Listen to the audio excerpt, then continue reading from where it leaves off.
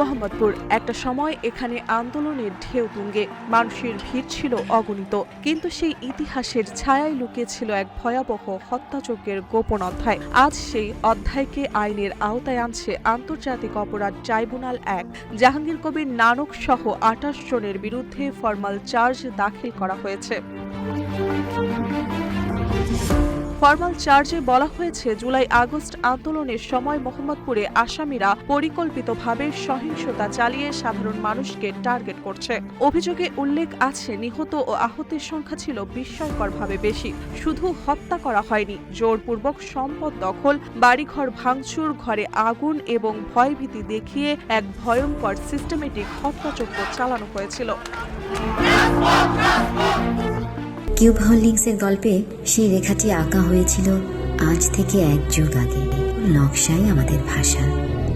Cube holdings limited.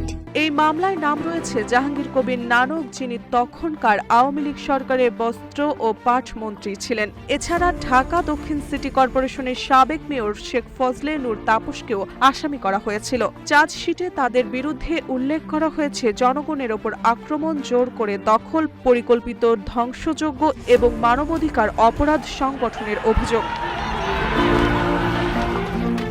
Tribunal সূত্র জানায়, মামলার সময় বিভিন্ন দল ও ব্যক্তিকে সমন পাঠিয়ে সাক্ষ্য নেওয়া হবে। প্রমাণ সাক্ষ্য মিললে আদালত আইন অনুযায়ী কঠোর রায় দেবে। Prosecutor Gazi M.A. তামিম বলেন, এই মামলায় মানবাধিকার ও আইনের শাসনের স্বার্থে গুরুত্বপূর্ণ। তথ্য প্রমাণের ভিত্তিতে ন্যায় বিচার নিশ্চিত করাই মূল লক্ষ্য।